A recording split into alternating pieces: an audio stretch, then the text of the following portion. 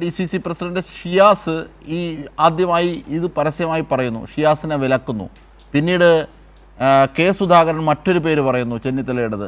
പിന്നീട് കെ സുധാകരൻ തന്നെ KC വേണുഗോപാലിൻ്റെ പേര് പറയുന്നു. അജയ് തറയിൽ പരസ്യമായ രംഗത്ത് ഇങ്ങനെയൊക്കെ നേതാക്കന്മാർ പറയുകയും ചേരിതിരിഞ്ഞ് പോരുകയും ചെയ്യുന്നൊരു ഘട്ടത്തിലാണ് KPCC പ്രസിഡൻറ്റും അവരുടെ പാർട്ടി നേതാക്കന്മാരും ഒക്കെ ഏകകണ്ഠേന എത്തി അങ്ങനെ അവരെയൊക്കെ തിരുത്തുന്നു. അങ്ങനെ പാടില്ല തർക്കമെന്ന് പറയുന്നു.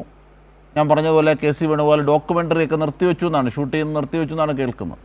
ഇങ്ങനെയൊക്കെയുള്ള ഒരു ഘട്ടമുണ്ട്. പക്ഷേ ഇത്തരത്തിൽ ഗൗരവമായൊരു കാര്യം ലീഗിൻ്റെ ഭാഗത്തുനിന്നുണ്ടായിട്ട് എന്തുകൊണ്ട് അത് ശരിയല്ല, CLPയും ഹൈക്കമാൻഡും ഒക്കെയാണ് തീരുമാനിക്കുന്നതെന്ന് സതീശന് പറയാനാകുന്നില്ല?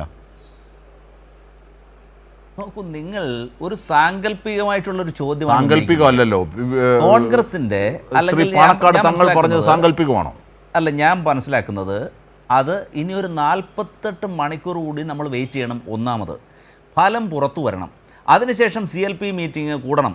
അപ്പോൾ ഇതിനൊക്കെ ഏതെങ്കിലും തരത്തിലുള്ള അപാകതകൾ ഫലം വന്നു കഴിഞ്ഞുള്ള കാര്യത്തെ സംബന്ധിച്ച് പറയാൻ കോൺഗ്രസിന്റെ ഔദാര്യം വേണ്ടല്ലോ. ഞാൻ ചോദിക്കുന്ന അതല്ല ശ്രീ ബി രജി, തുടക്കം മുതൽ ചോദിക്കുന്നത് മുസ്ലിം ലീഗ് അത്തരത്തിൽ പറഞ്ഞു, അത് നിങ്ങളുടെ പാർട്ടിയിലേക്കുള്ള കടന്നുകയറ്റമാണ്.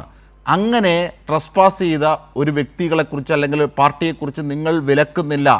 രണ്ട്, BD സതീശൻ ഇറ്റ്സെൽഫ് തന്നെ രംഗത്തെത്തി പറയുന്നില്ല അത് ശരിയല്ല എന്ന്. എന്തുകൊണ്ട്? അതാ ചോദ്യം.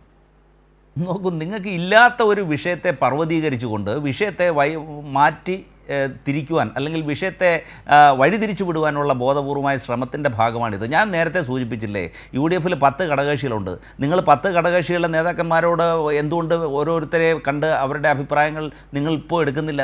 UDFനെ സംബന്ധിച്ച്, ഞാൻ കോൺഗ്രസിനെ സംബന്ധിച്ച് കോൺഗ്രസിൻ്റെ ദേശീയ നേതൃത്വവും സംസ്ഥാന നേതൃത്വവും പരസ്യ പ്രസ്താവനകളും അഭിമുഖങ്ങളും ഒക്കെ വിലക്കിയിട്ടുണ്ട്. അതിനുശേഷം ആരും ആ വിലക്കുകളെ മറികടക്കുവാനായിട്ട് ശ്രമിച്ചു. അതിനുശേഷമാണ് പാണക്കാട് തങ്ങൾ പറഞ്ഞത്.